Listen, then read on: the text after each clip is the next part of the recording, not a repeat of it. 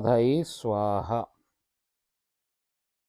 कल अपन को राधा रानी सरकार ने स्वयं ने घोषणा करके बताया था, क्या बोली थी वो, कि तुम यानी श्री कृष्ण, तुम यानी श्री कृष्ण, मैं यानी राधा, जब दोनों मिलकर हम हो जाते हैं, तब हम दोनों मिलकर हम यानी राधा कृष्ण ही परमेश्वर, परमात्मा, परब्रह्म और भगवान कहलाते हैं। जैसे अपन पहले भी डिस्कस कर चुके हैं, ये चर्चा अपन ने करी कि भाई एक वो बड़ी ज्योति है, ज्योति रूप के अंदर दिख रहे हैं अपन को, दो शरीर हैं, एक राधा का शरीर है, एक कृष्ण का शरीर है, और दोनों मिल गए हैं, दोनों को ही हम भगवान कहें। तो वो कह रही हैं कि पहले एक अकेली आदि आदि शक्ति अकेली थी, तो वो कह रही हैं कि ये तुम जैसे शक्तिमान और शक्ति, तो शक्ति कह रही है कि मैं और तुम जब हम दोनों मिल जाते हैं तो हम बन जाते हैं। तो पहले क्या था, एक से दो भये और दो से भये फिर एक, यानी अब ये दो शरीर तो हो गए मगर दोनों की आत्मा एक है, परमात्मा एक है। अब यहाँ से सृष्टि का प्रारंभ होगा।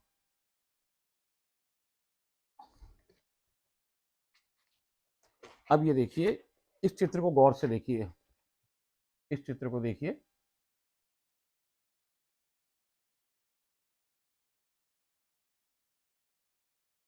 इसमें राधा और कृष्ण दोनों संग में हैं, और ये एक पहले आदि शक्ति है और फिर आदि शक्ति और कृष्ण ही मिलके, दोनों मिलके वो हो गए हैं एक ही ज्योति के अंदर।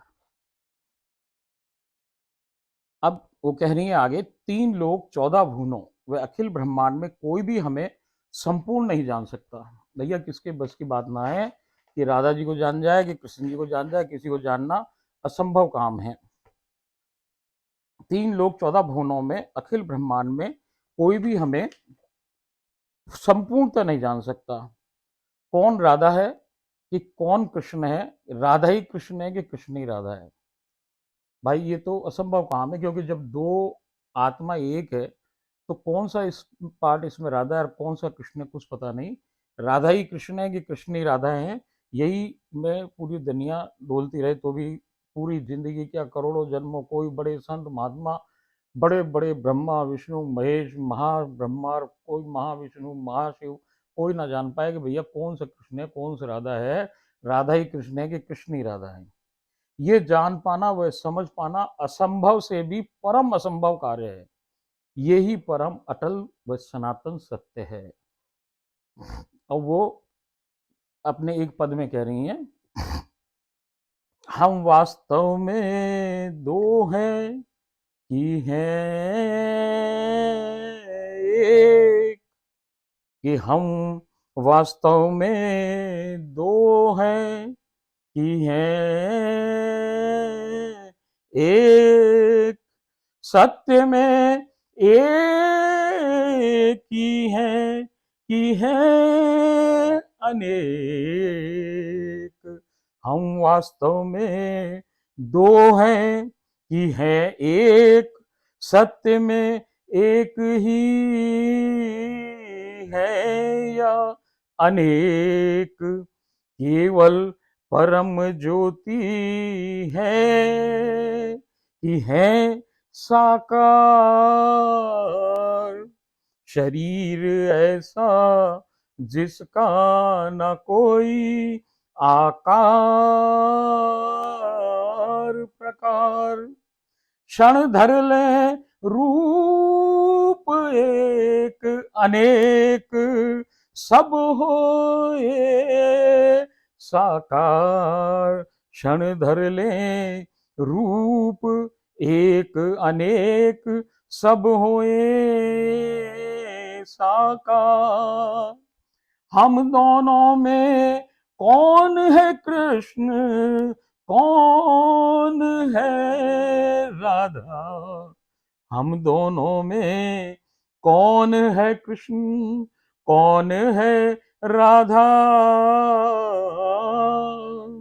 राधा ही कृष्ण है कि कृष्ण ही है राधा। हमने ही सबको, अब क्या कहें कि हमने ही सबको अपनी जबर माया में बांधा, हम ही सबको, हमने ही सबको अपनी जबर माया में बांधा। कौन पकड़ सके ये भेद गुह्य परम अगाधा, हम दोनों में कौन है कृष्ण, कौन है राधा, राधा ही कृष्ण है कि कृष्ण ही है राधा, कि हमने ही सबको अपनी जबर माया में बांधा। कौन पकड़ सके ये भेद गुह्य परम अगाधा, वास्तव में दो हैं कि है एक। ओम राधाई स्वा। ये स्वामी जी को पद है भाई, सूत्रधार हमें प्रिया देसी जोड़ी हमारे माध्यम वो बोली सो हमने लिख डाली और लिख के आपको सुना डाली। अब आगे क्या कहती हैं, श्री राधानी सरकार ने फिर कहा कि पुरुष होना केवल अहंकार को जन्म देता है। जैसे पहले अपन चर्चा कर चुके हैं कि भैया पुरुष कुछ ना, पुरुष मैं मतलब अहंकार, मैं जहां पे आ गया वहां पुरुषत्व आ गया। भाई औरत औरत भी पुरुष हो सके, यहाँ कोई शरीर का मतलब नहीं है। पुरुषत्व एक आपका व्यवहार है, ये कोई शरीर की बात ना है। जिसमें अहंकार है वो पुरुष तत्व से ग्रसित है, और जिसमें अहंकार शून्य है वो समझ लो स्त्रीत्व है। तो इसलिए मैं जो है, मैं ये पुरुष होना होता है, और तू तू तू तुम्हारा ये क्या हुआ, स्त्रीत्व होना होता है। श्री राधानी सरकार ने फिर कहा कि पुरुष होना केवल अहंकार को जन्म देता है, अतः अहंकार ही पुरुषत्व है। संसारी पुरुषों ने हमारे बनाए शास्त्रों में ज्ञान का अर्थ जन जन को बतलाते समय स्वयं के अहंकारी स्वभाव व पुरुष प्रधान समाज के कारण स्वार्थवश पुरुष को ही प्रधान कर बिल्कुल अलग व उल्टा ही समझा दिया है। देखो भाई, हाथ जोड़ के आपसे प्रार्थना है कि ये जो बात हम कह रहे हैं ये हमारा कोई भी शब्द नहीं है, हमारी बुद्धि इसमें कचू ना भैया, ये केवल केवल उनके शब्द हैं, इसलिए कोई अपने दिल पे ना लेना भैया। जो कुछ वो कह रही हैं सो मैं आपको बोल रहा हूँ, इसमें हमारा कोई बुद्धि नहीं है। किसी का दुख पहुंचाना, किसी को परेशान करना, किसी शास्त्र किसी को भी हम तंग ना करना चाह रहे। जैसी जैसी वो कही वैसी वैसी मैं आपको सुना रहा हूं। संसारी पुरुषों ने हमारे बनाए शास्त्रों व ज्ञान का अर्थ जन जन को बताते समय स्वयं के अहंकारी स्वभाव व पुरुष प्रधान समाज के कारण स्वार्थवश पुरुष को ही प्रधान कर बिल्कुल अलग व उल्टा ही समझा दिया है। ना तो वह स्वयं परम परमेश्वर को प्राप्त कर सके और ना ही दूसरों को करने देना चाहते हैं। हमने सीधा हमने सीधा सा भक्ति और प्रेम का पाठ पढ़ाया है। भैया वो तो कही कि भाई या तो भक्ति कर लो या प्रेम पे आ जाओ, तो हमको प्राप्त कर लोगे, भगवान को भक्ति से मिले और भैया प्रेम से राधा मिल जाए। तो उन्होंने कहा हमने सीधा सा भक्ति और प्रेम का पाठ पढ़ाया। हमारे अवतारों में अनेकानेक बार सब कुछ समझाया भैया। भगवान खुद आ गए यहाँ समझाने के लिए, इतने अवतार लेके। वो जब यहाँ पृथ्वी थे तब भी बात ना समझ में आई भैया, तो अब तो वो ना है, हम हमारी बात समझो, क्योंकि वो खुद अब दोबारा कह रहे हैं आपसे कि ये समय खराब आने वाला है भैया, कलयुग का अंत होने वाला है, बहुत खराब समय आ जाएगा। तो बहुत बढ़िया ये अभी मानव देह मिली है, इससे प्रेम करो भैया, भक्ति करो और भगवान को प्राप्त कर लो। ना तो हमने सीधा सा भक्ति और प्रेम का पाठ पढ़ाया। हमारे अवतारों में अनेकानेक बार सब कुछ समझाया है। अनेकानेक देवी देवताओं का अब क्या क्या समस्या पैदा हो गई हमारे समाज में हमारे लिए। ना तो हमने सीधा सा भक्ति और प्रेम का पाठ पढ़ाया। हमारे अवतारों में अनेकानेक बार सब कुछ समझाया गया है।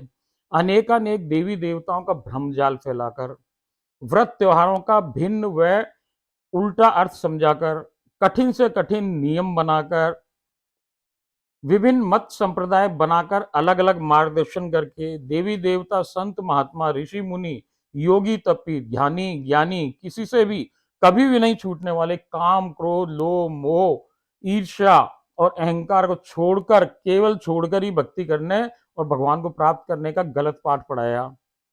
संसार व घर बार के सारे कार्य व जिम्मेदारियों को छोड़कर गृह त्याग कर ही भक्ति व भगवान की प्राप्ति हो सकती है संभव, ये बात बता करके हमारे को भी न जाने क्या क्या उल्टा समझाकर पथ भ्रष्टी कर दिया है।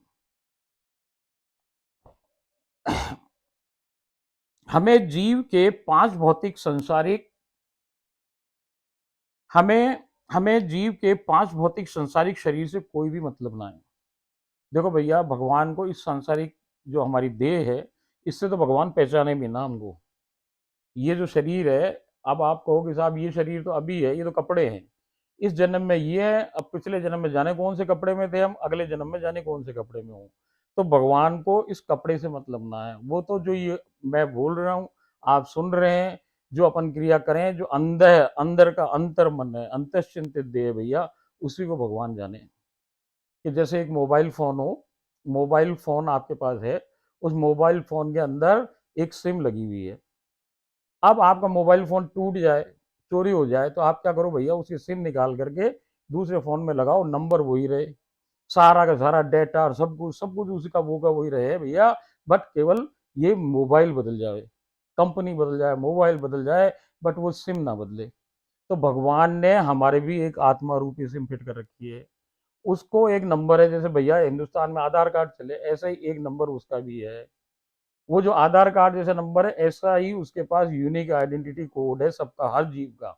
जितने चर चराचर जीव जंतु है भैया, सबका एक अलग स्पेसिफिक नाम है भगवान के पास, कोड नंबर है, वो उसी से पहचाने। ये शरीर कौन है, कामित जी कौन है, प्रियादासी जी कौन है, कोई न जाने। आप कौन है, कोई न जाने। भगवान भगवान जाने। अंतरात्मा का जो नंबर है, जो कोड नंबर है, उससे वो भगवान जानता है। उसका ही अकाउंट उसके पास है, उसी की एक्टिविटी वो देखता है। वो इस कपड़े के खोल को कभी ना देखे भैया। तो वो कह रही है राधे रानी सरकार कि हमें जीव के 5 भौतिक सांसारिक शरीर से कोई भी मतलब नहीं है। हमें केवल जीव की अंतश्चिंतित देह, अंतर्मन से मतलब है।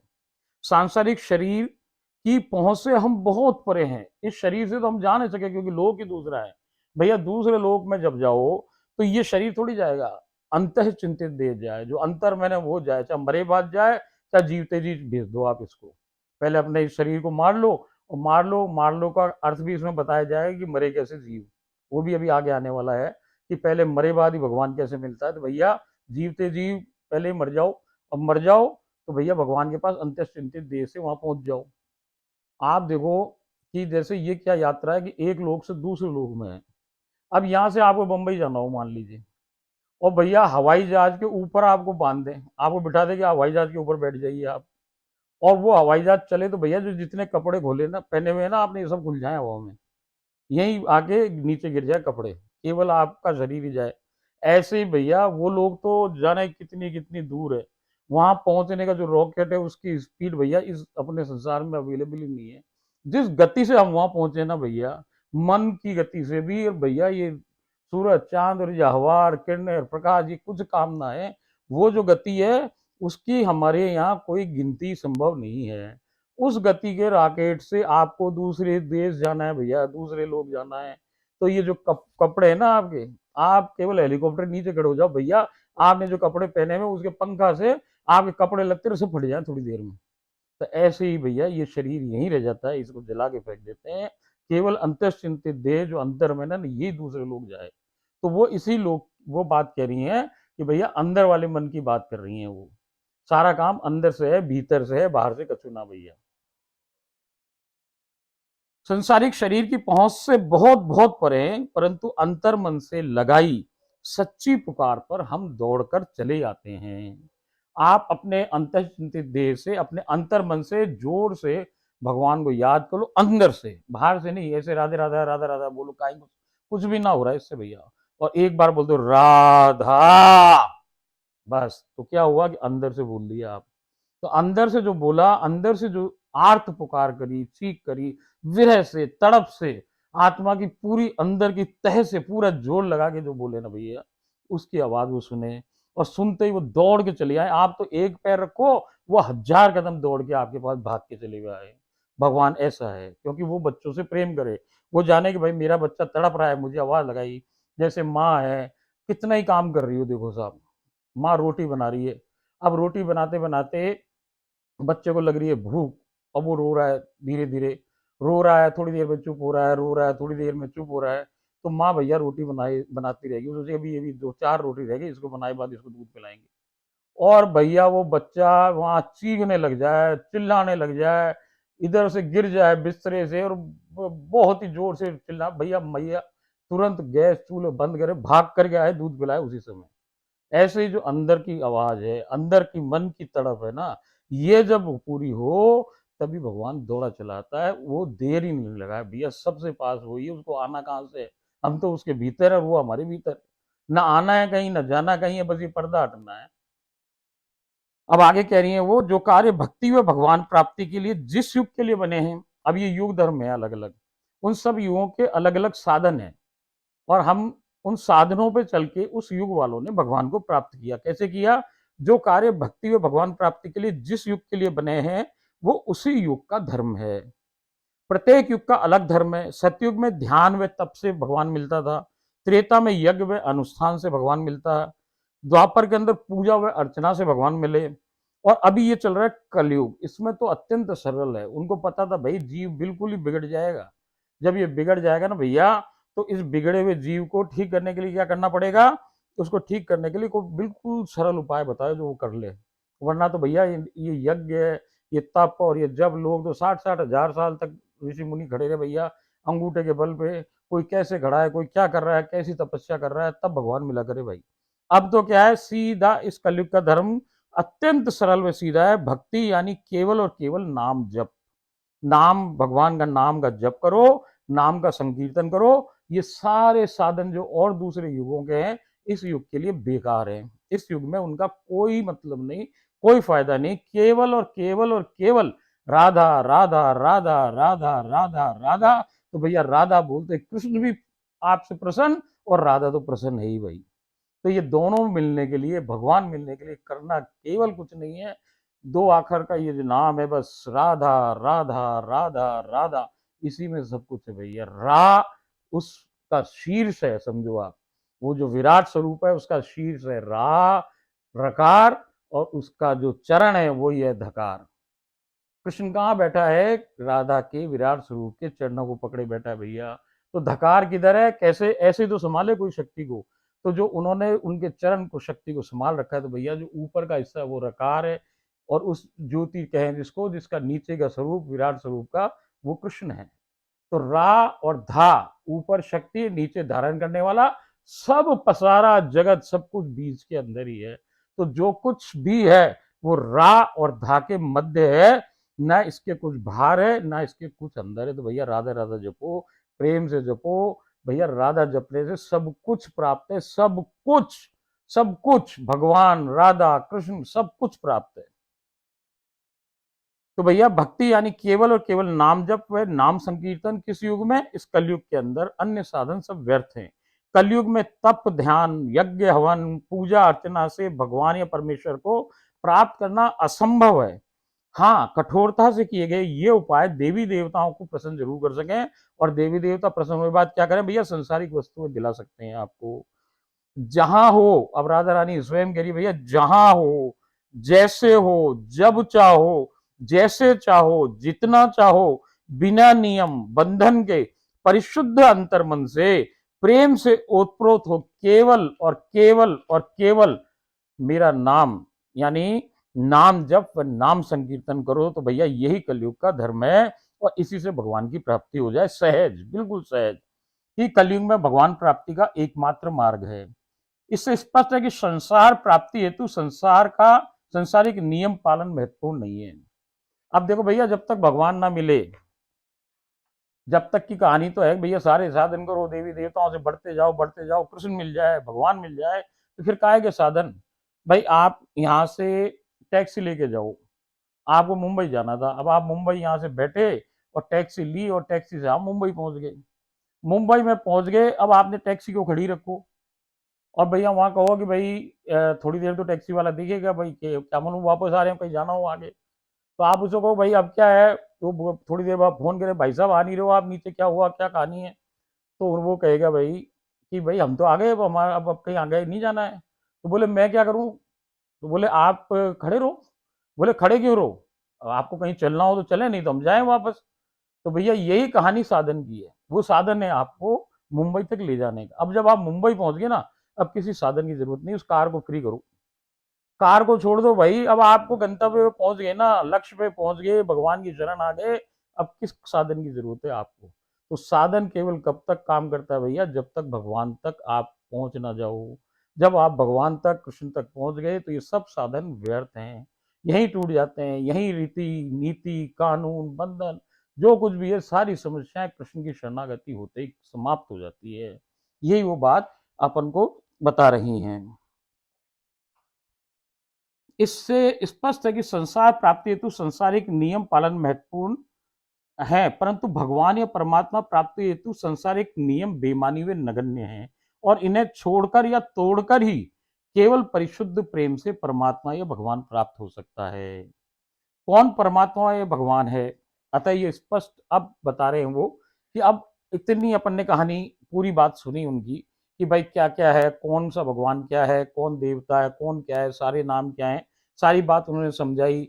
कि भाई कोई स्त्री हो सकती है, क्योंकि देखो सारे गुण स्त्री में बताए, गाय की बात बताई, व्रत त्योहारों की बात बताई, तिथियों की बात बताई, इतने सारे एग्जाम्पल दिए उन्होंने कि भाई कोई स्त्री, स्त्री जो है वही कोई भगवान है, वही कोई शक्ति है, इसी से सारी चीज उत्पत्ति है।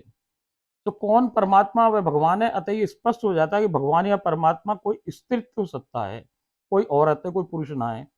जगत जननी, जगत पालनहार, जगत संगारक और कोई नहीं अपितु श्री राधा रानी सरकार ही हैं। हम जान गए हैं कि श्री राधा रानी सरकार इस सृष्टि के सृजन का मूल कारण व एकमात्र कारण है। यह बात समझने की है, सृष्टि का सृजन का मूल, मूल किसे कहें? जड़ को, जड़ को। तो इनको बीज शक्ति भी कहें हम, और बीज शक्ति यानी मूल प्रकृति, बीज शक्ति, और इनको कहें हम आदि शक्ति। तो मूल क्या? अब बीज जो है, जैसे ये बीज है, अब बीज को आप जमीन में डालो तो क्या हो? सबसे पहले मूल आए। मूल मतलब जड़। तो जब जड़ आ जाए, उससे ही भैया धीरे से पौधा बने, पौधे से टहनियाँ बढ़िया, फिर पत्ते, फिर फूल, और फिर फल, और फिर बीज। तो ये जो कहानी है, ये कहाँ से शुरू होती है? जड़ से। अब पानी किसको देना है? जड़ को देना भैया। आपको फूल को पानी अलग नहीं देना, पत्ते को अलग नहीं देना, फल को अलग नहीं देना, खाद सब सब कुछ किसको देखो? जड़ को। तो जड़ को यदि आपने मना लिया, जड़ को राजी कर लिया, तो भैया पेड़ खड़ा है, फिर सब चीज आपके लिए उपलब्ध है। तो इसलिए इसको कहें कि भाई मूल कारण क्या है, जड़ कारण क्या है? ये जड़ ही कारण है इस सृष्टि का पूरा का। सृजन का मूल व एकमात्र कारण है जो अब तो अब हम सृष्टि के सृजन की ओर ध्यान देते हैं। हम जान गए कि श्री राधेनी सरकार ही सृष्टि की के सृजन व का मूल व एकमात्र कारण है। तो अब हम सृष्टि के सृजन की ओर ध्यान देते हैं। अभी तक तो इन्होंने बताया कि भाई कौन कौन क्या क्या है, अब ये बता रही है कि सृष्टि कैसे रचित हो रही है। ध्यान से सुनिएगा, ये सृष्टि की रचना शायद कुछ भिन्न हो सकती है, जो आप लोगों ने अभी पढ़ी हो, समझी हो, उससे कुछ भिन्न है, क्योंकि राधा रानी अपने लोक से आपको दूसरी बात बता रही है शास्त्रों में। क्योंकि यहाँ पुरुष प्रधान है, तो यहाँ कहानी दूसरी हो सकती है। मगर जैसे हमने कही कि बात एक ही है, दोनों एक ही है, किसी नाम से बोल लो, दोनों मिलके ही भगवान है राधा कृष्ण। अब हम सृष्टि बनाने की ओर ध्यान दे रहे हैं। योगी, ध्यानी व अन्य निराकार में विश्वास करने वाले राधा रानी को एक ज्योतिर्पुंज कहते हैं। जो ज्ञानी है वो क्या कहें भाई कि ज्योतिर्पुंज है राधा रानी।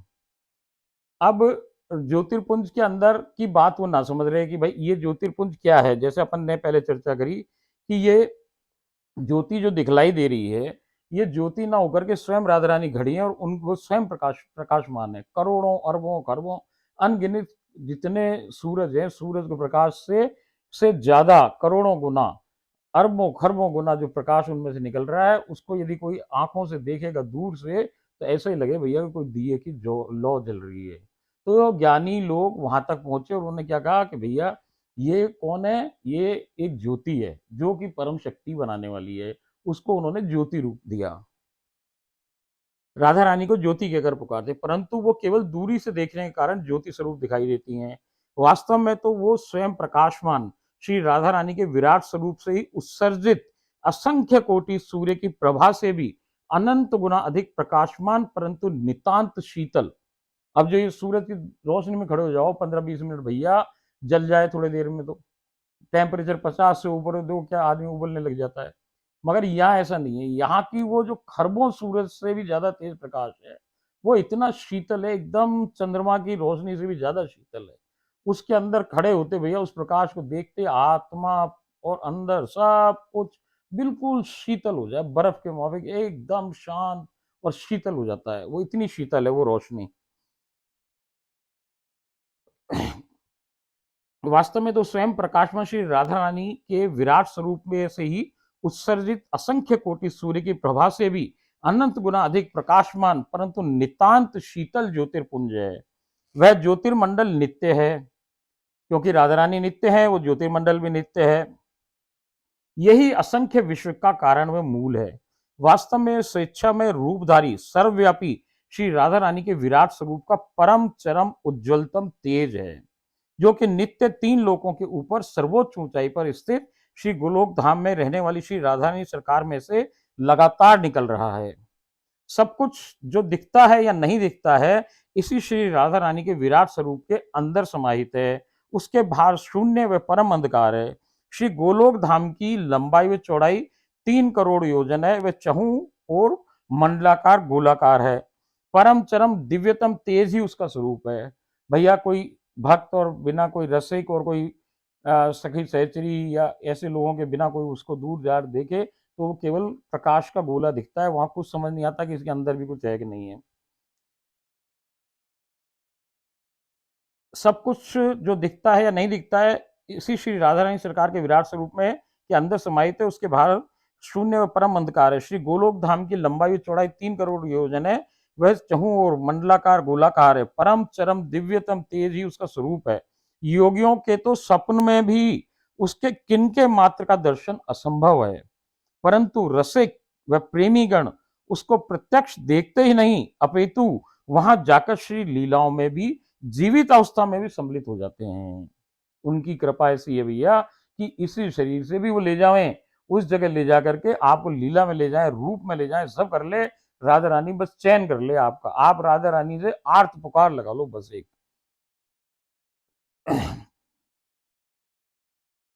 परंतु रसिक व प्रेमीगण उसको प्रत्यक्ष देखते ही नहीं, अपितु वहां जाकर श्री लीलाओं में जीवित अवस्था में सम्मिलित होते हैं। अब आप इस बात को समझो कि ये जो समस्या है ज्योति पुंज वाली और साकार, सगुण और साकार, अपन निर्गुण और सगुण की जब बात करते हैं तो ज्ञानी कहते हैं कि वो तो भैया निर्गुण है, वो तो केवल एक ज्योति है, कुछ ना करे, वहां कोई भगवान ना है।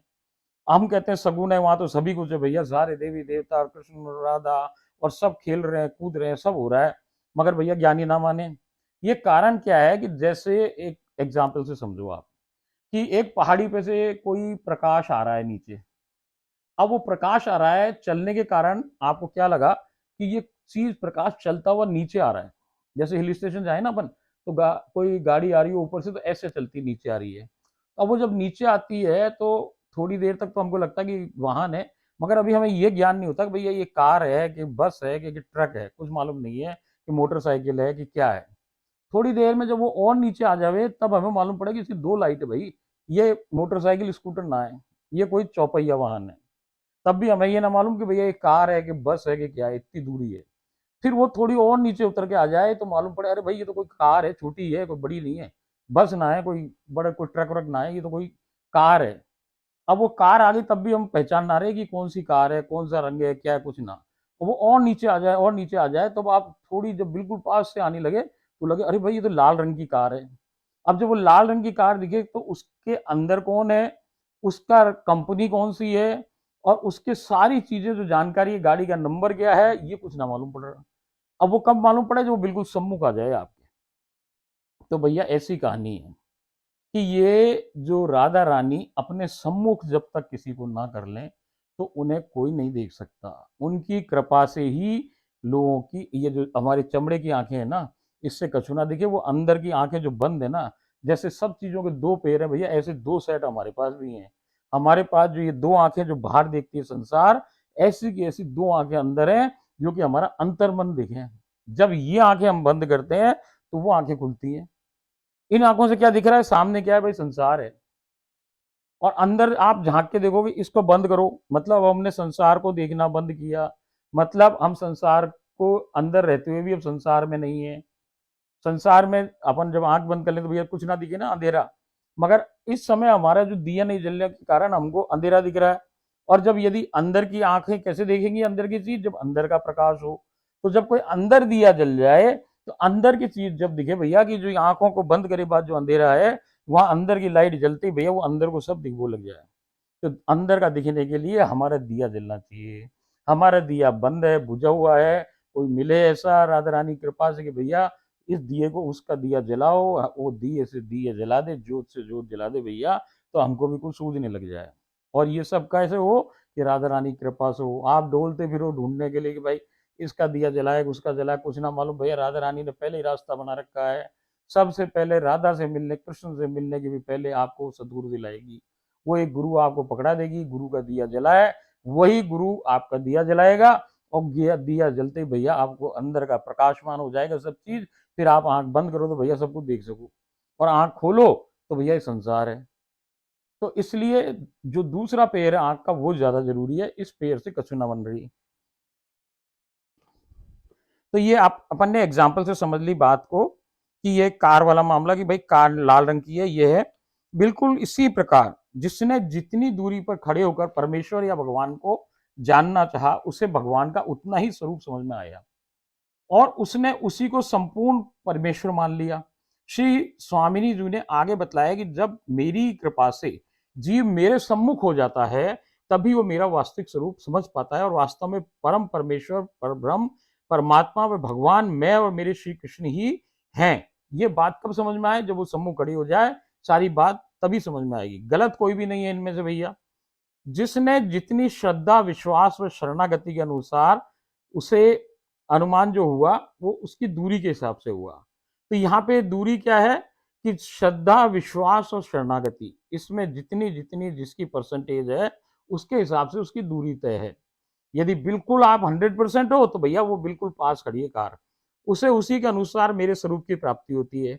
ये ऐसा ही है जैसे एक गहन अंधकार के कमरे में, जैसे अपन पहले बात करी कि भैया एक हाथी को बंद कर दिया, फिर सूंड के पास खड़े वाले ने अंधेरे में सूंड देखी, फिर किसी ने सूंड देखी तो उसने कहा पाइप है, और जिसने पूंछ देखी उसने रस्सी बता दी, पिलर वो खंबे जो पैर के पास खड़ा है वो खंबा पिलर बता रहा है, ऐसे कान वाला सूप बता रहा है, लाइट होते ही भैया क्या हुआ, हाथी है।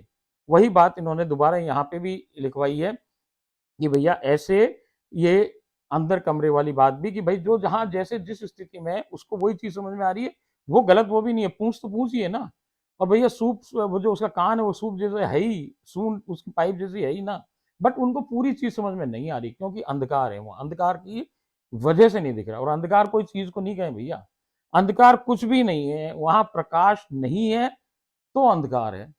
अंधकार नाम की कोई चीज नहीं होती, प्रकाश का अभाव ही अंधकार है। जैसे ही प्रकाश आया भैया अंधकार कहाँ रहेगा।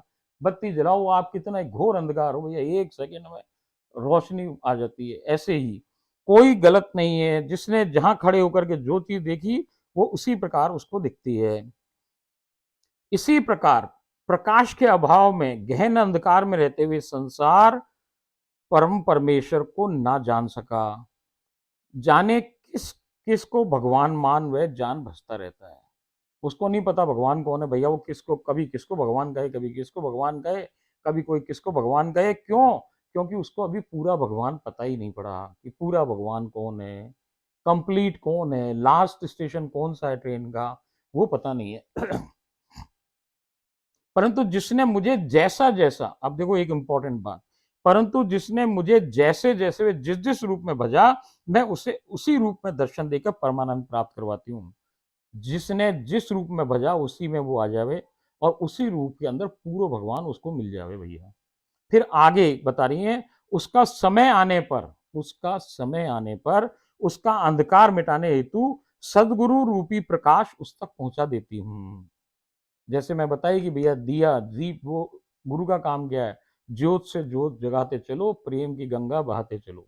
तो ऐसे ही भैया यही वो दीप जलाते चलते हैं गुरु लोग। और ये किसके आदेश से आते हैं? ये स्वतः नहीं आते, हमारे खोजने से नहीं आते भैया, ये केवल और केवल और केवल राधा रानी की कृपा से आए। छांटे हुए जीव के पास ही जाए सच्चा सदगुरु। गुरु तो बहुत है भाई, मगर सच्चा सदगुरु जब जिसका दिया जलाओ वो कैसे मिले? वो भैया राधा रानी की कृपा से मिले। जैसे श्री राधा रानी नित्य है, उसी प्रकार ये ज्योतिर्पुंज व श्री गोलोक धाम भी नित्य है, जो कि 3 करोड़ योजन का है। प्रलय काल में इसी रूप में अवस्थित रहता है। किस रूप में? रोशनी के रूप में, जहां इसके अतिरिक्त कुछ भी नहीं होता है, और केवल और केवल और केवल यही जगह रहती है, और बाकी सब शून्य होता है, कुछ नहीं होता। सृष्टि काल के पहले, प्रलय के बाद जो एक समय है जिसके अंदर ना तो सृष्टि है ना प्रलय है, वो जो स्थिति है, उस स्थिति में केवल एक चीज उपलब्ध है, वह है राधा रानी सरकार का विराट रूप। कहाँ पे खड़ा है? वो गोलोक धाम में खड़ा हुआ है।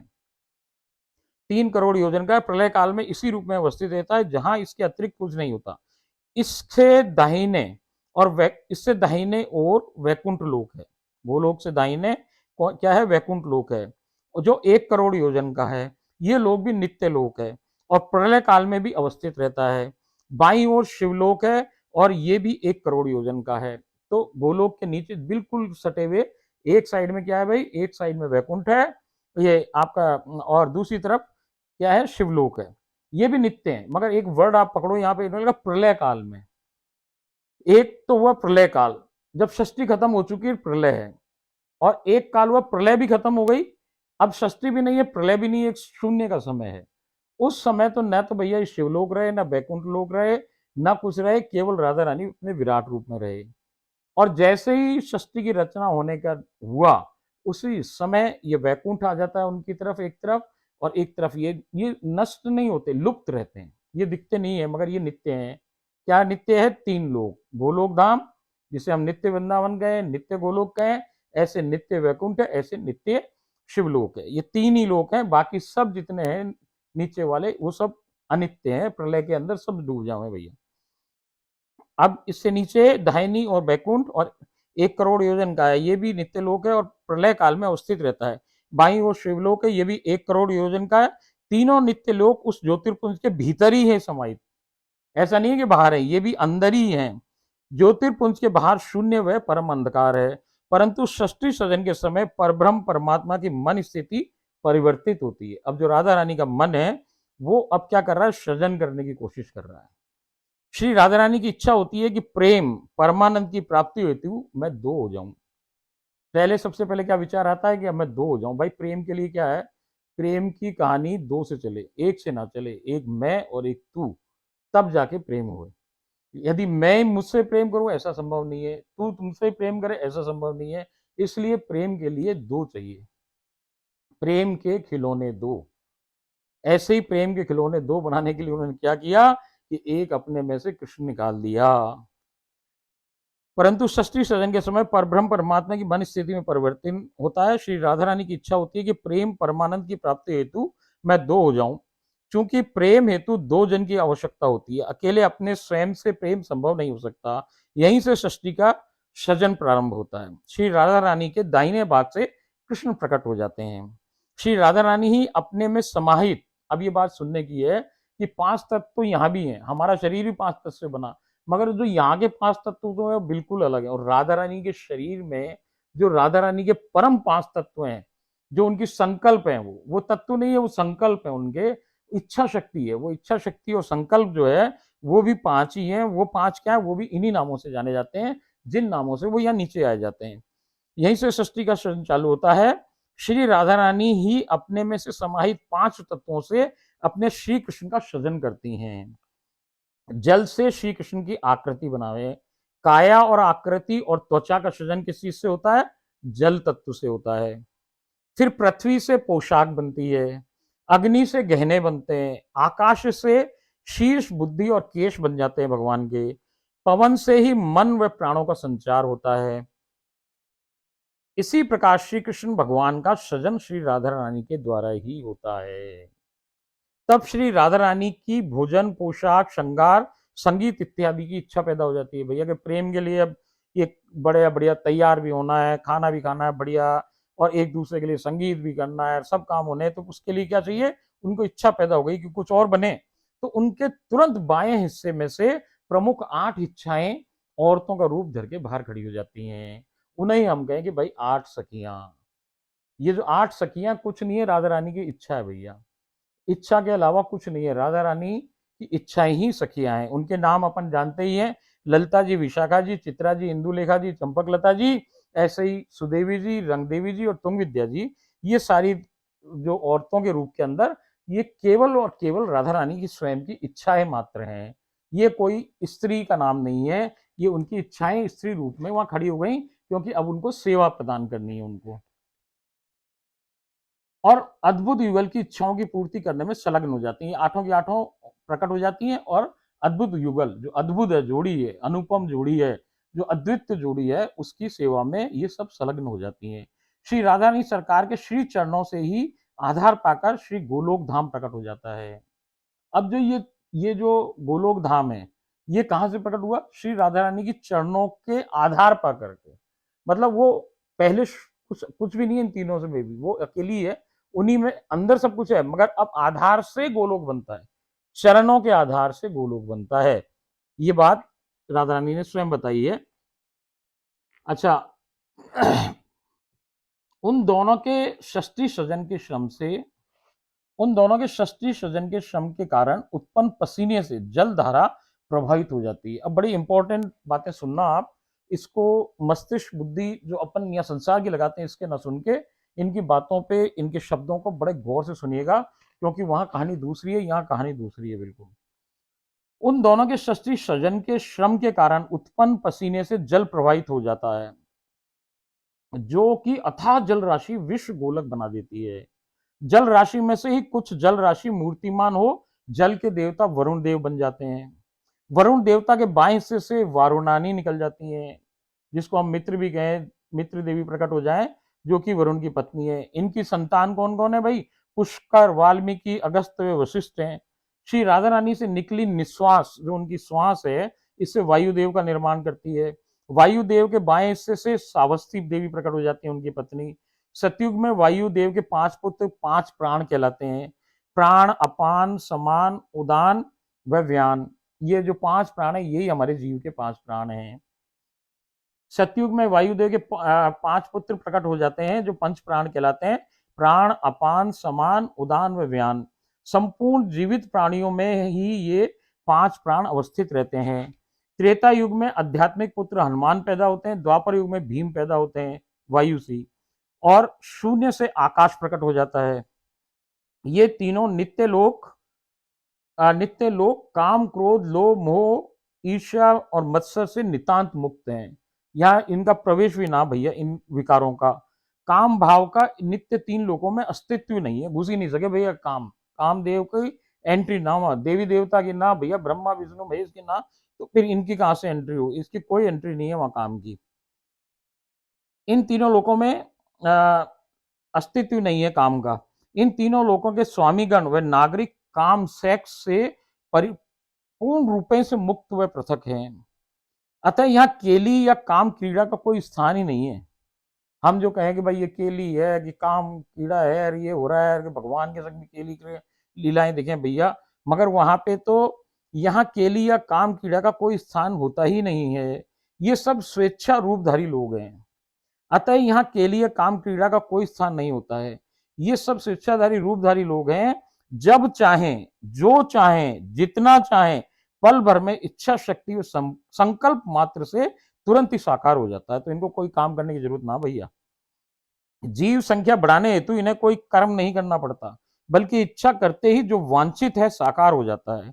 हाँ, जीव पर प्रसन्न होने पर, अब बात सुनिए महत्वपूर्ण, हाँ, जीव पर प्रसन्न होने पर स्वामिनी जी कुछ शुरुआती लीलाओं में मानव के अंतर मन में व्याप्त, हमारे जो अंदर घुसा हुआ है काम, अंतर मन में व्याप्त काम वासना को समाप्त करने हेतु युगल केली का दर्शन करवाता है।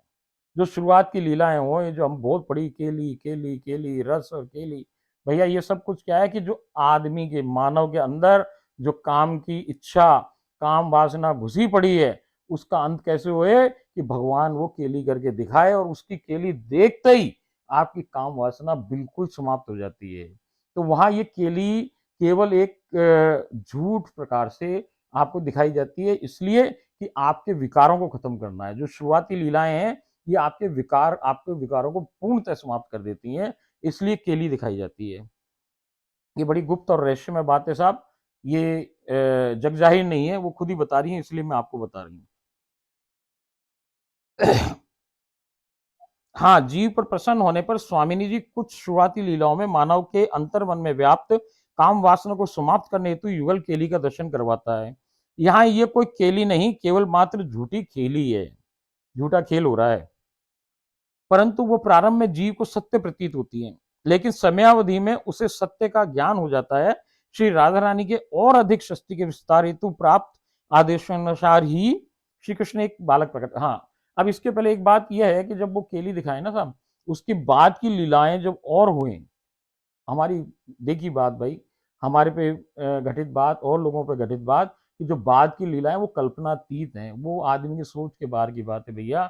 आदमी ने वैसी चीज ना कभी देखी ना सुनी, ना कोई उसकी जानकारी, वो सोच भी नहीं सके, सोच से परे ऐसी लीलाएं हुई। वो लीलाएं एक नहीं अनेकों को हुए, और वो हमने उसका संग्रह भी किया हुआ है।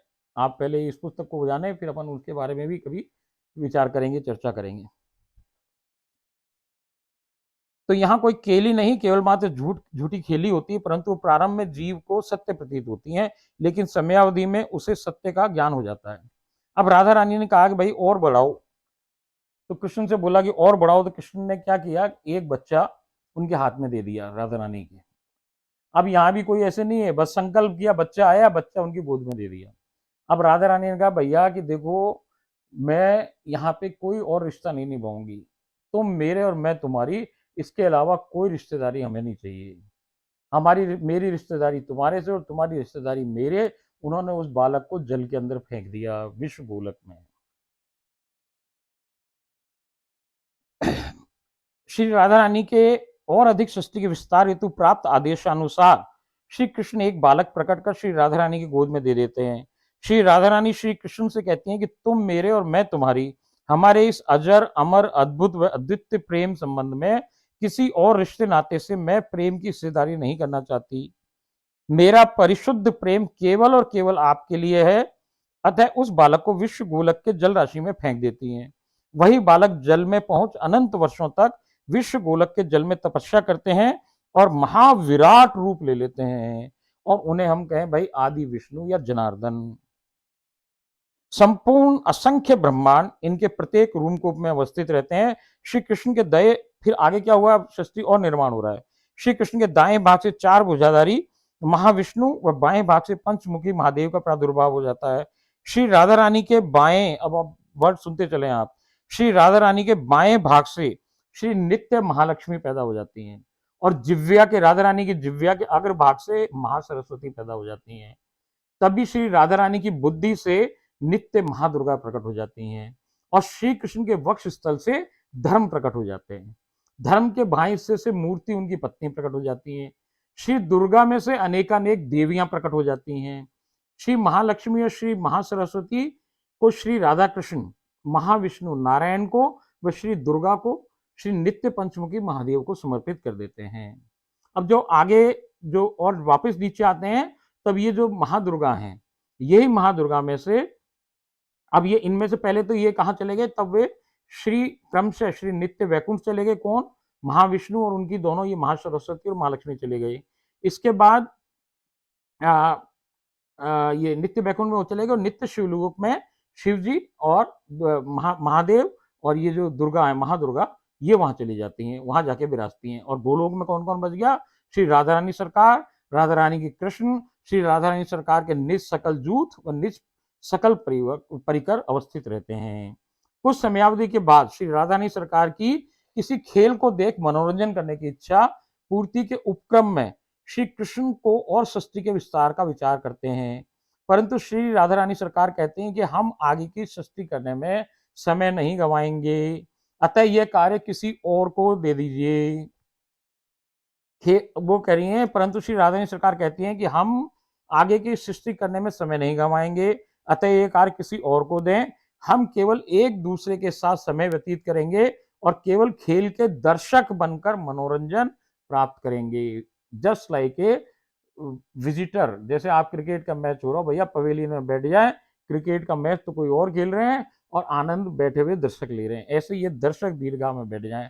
ये तो कहाँ बैठी हैं, गोलोक में बैठी हुई हैं दोनों, और वहीं से देख रहे हैं, जैसे फिल्म देखने हम थिएटर जाएं, ऐसे इनका ये फिल्म का थिएटर यहाँ चले, जिसका ये मनोरंजन करें।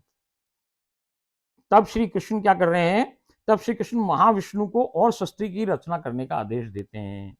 महाविष्णु की नाभि से कमल प्रकट होता है और तब चारमुखी ब्रह्मा का प्रादुर्भाव होता है। महाविष्णु के दाहिने भाग से विष्णु व बाएं भाग से शिव प्रकटीकरण होते हैं। जैसे हमने बताया, अगला सेट निकल गया, आ गया। महाविष्णु में से एक विष्णु निकल आए और एक शंकर निकल आए। महाविष्णु बाएं भाग से शिव प्रकट होते हैं। महालक्ष्मी से लक्ष्मी निकल जाती है, महासरस्वती से सरस्वती। महाविष्णु के बाएं हिस्से से भूदेवी प्रकट होती हैं। महाविष्णु की 3 पत्नी हो जाती हैं, लक्ष्मी, सरस्वती और भूदेवी। दुर्गा से पहले सती, पहले दुर्गा जी में से एक सती निकल के आती हैं और फिर सती के बाद पार्वती निकल के आती हैं, जो शिव की पत्नी बनती हैं। ब्रह्मा जी के बाएं भाग से सावित्री निकल के आ जाती हैं और ब्रह्मा जी की पत्नी कहलाती हैं। जनार्दन के प्रत्येक रूप कोप में अनेकानेक ब्रह्मांड की उत्पत्ति होती है। ऐसे असंख्य व अनगणित प्रत्येक ब्रह्मांड में एक एक ब्रह्मा, विष्णु, महेश बन जाते हैं। तब महाविष्णु के आदेशानुसार ब्रह्मा सृष्टि का सृजन करते हैं। विष्णु की पालना कर विष्णु ही पालना करते हैं और महेश, शिव ही समय आने पर सृष्टि का अंत करते हैं। प्रत्येक ब्रह्मांड में 14 भुवन होते हैं, जो कि कृत्रिम या नाशवान, नश्वर और अनित्य होते हैं। पहला क्या है, ब्रह्मलोक, ब्रह्मा जी व सावित्री का निवास स्थान। सत्यलोक, उन आध्यात्मिक हस्तियों का निवास स्थान जिन्होंने अनंत काल तक तपस्या कर संसारिक विकारों को पूर्णतः त्याग दिया है। तपोलोक, परम पवित्र सनंदन व सनातन 4 कुमार, जो कि सदैव 5 वर्ष के रहे। ऐसे ही परम पवित्र भक्तों का निवास स्थान, जो चारों पवित्र कुमारों की आयु नित्य 5 वर्ष रहती है। ये बिना रोक टोक के ब्रह्मांड के किसी भी लोक में जा सकते हैं, यहाँ तक वैकुंठ में भी जा सकते हैं, पर गोलोक में ना जा सके। जनलोक, ऋषि मुनियों का स्थान, ये लोग अत्यंत तीव्र गति से ब्रह्मांड के किसी भी लोक में जा सकते हैं। स्वर्गलोक, स्वर्गलोक के राजा कौन है, देवराज इंद्र हैं। वहाँ 33 करोड़ देवी देवता रहे, गंधर्व रहे, अप्सराएं रहे और देवदूतों का निवास स्थान है। ऐसे ही अगला लोक है छठा, ये भूवर लोक। भूवर लोक क्या है, जिसमें संपूर्ण नक्षत्र, सूर्य, चंद्रमा, सप्त ऋषि मंडल व ध्रुव लोक, ये सब वहां रहे। और 7वां क्या है भैया, पृथ्वी लोक, जिसमें हम लोग रहे। ये संसार, ये पृथ्वी का लोक है। पृथ्वी के नीचे 7 पाताल लोक है। पाताल कौन कौन से भैया, अब पाताल लोक के राजा बलि हैं और वहां के असुर के देवता शुक्राचार्य हैं। अतल, वितल, सुतल, तलातल, महातल, रसातल और पाताल नरक, ये 7 नीचे के पाताल हैं। इन ब्रह्मांडों में सबसे ऊपर श्री राधा कृष्ण का नित्य निवास श्री गोलोक धाम हो गया, दाएं हाथ पे बैकुंठ हो गया, फिर बाएं हाथ पे उनके आपका शिवलोक हो गया।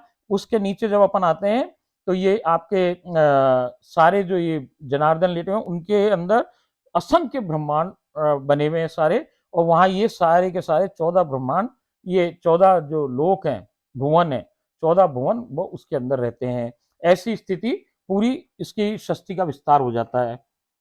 अब इसमें लिखा है इन्होंने कि इस जिसमें ऊपर 7 स्वर्गलोक है, तब पृथ्वी और सबसे नीचे 7 पाताल लोक होते हैं। सब कुछ उस ज्योतिर्लिंग के अंदर ही समाहित है और बाहर केवल शून्य व अंधकार व्याप्त है, यानी श्री राधा रानी के अंदर ही सब कुछ समाहित है। उस उनके अंदर, उनके बाहर सब कुछ शून्य व परम घोर अंधकार व्याप्त है। श्री गोलोक धाम, श्री वैकुंठ धाम, श्री शिवलोक भी श्री राधा रानी सरकार में ही समाहित है। इसी कारण ही श्री राधा रानी सरकार को 3 लोक, 14 भुवन व अखिल ब्रह्मांड की महारानी या ठकुरानी कहें। अब आप ये चित्र देखिए,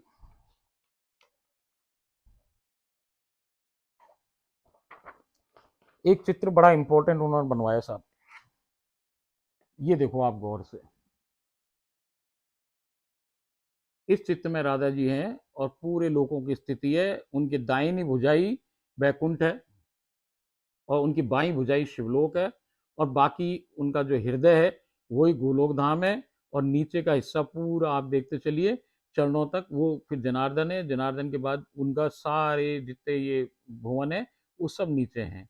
ये पूरा का पूरा उनने स्वयं बनवाया हुआ चित्र है, जिसको मैंने यूं का यूं बना दिया है।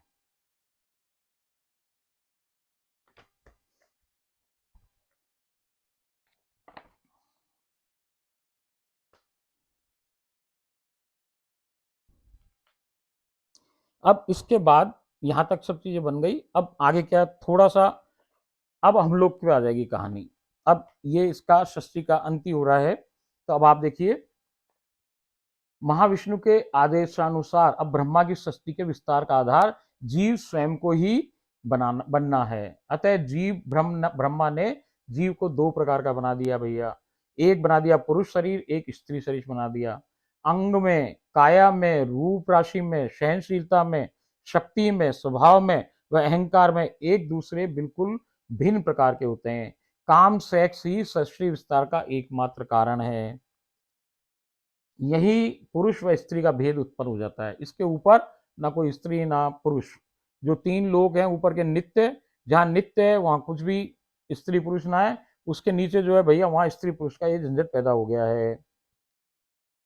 ये कह रहे हैं कि नित्य श्री गोलोक धाम, नित्य बैकुंठ धाम और नित्य शिवलोक में ना ही कोई पुरुष होता ना ही कोई स्त्री होती है, वो तो लिंगहीन यानी जेंडरलेस होते हैं। स्वेच्छा रूपधारी होने के कारण कुछ भी कभी भी कहीं भी कितने भी सहज में ही बनने और बनाने में समर्थ हैं। तब सृष्टि विस्तार प्रारंभ हुआ।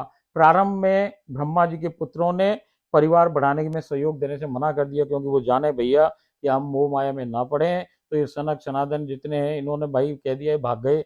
ये तो बोले जी हम तो नहीं लगेंगे आपकी गृहस्थी के जीवन में। नारद जी आए, वो भाग गए, बोले जी हमें नहीं करनी गृहस्थी। तो भैया बड़ी मुश्किल हो गई ब्रह्मा जी को, करें क्या करें क्या करें क्या। तो उन्होंने ये किया कि भाई कुछ मोह माया डालो। तो भगवान जी से रिक्वेस्ट करी कि भैया कोई माया वाया डालो, जब तो पार पड़े, नहीं तो ये तो कुछ ना हो रहा। कोई भी गृहस्थी बनने को तैयार नहीं, क्योंकि सबको भगवान का पता है। तो इसलिए उन्होंने क्या किया कि माया को भेज दिया संसार में, और जैसे ही माया आई भैया तो मनु और शत्रुपा से ये सृष्टि का प्रारंभ हुआ। और आज हम 700 करोड़ तो जीव हो गए इस पृथ्वी पे। हम 700 करोड़ से ज्यादा लोग तो जीव हैं, और 84 करोड़ योनियों में न जाने कितने जीव हैं, अनेक अनगिनत असंख्य। इस प्रकार हम जीव की उत्पत्ति हुई। अब जब सृष्टि के विस्तार की प्रक्रिया का हमें ज्ञात हो गई तो बात समझ में आ गई कि 3 लोक 14 भुवन अखिल ब्रह्मांड सब कुछ की रानी श्री राधा रानी ही की सृजन करता है। एकमात्र सृजन करता और विस्तार करने वाली वही है, और सब कुछ उन्हीं के अंदर भीतर समाहित है। ओम राधाये स्वाहा।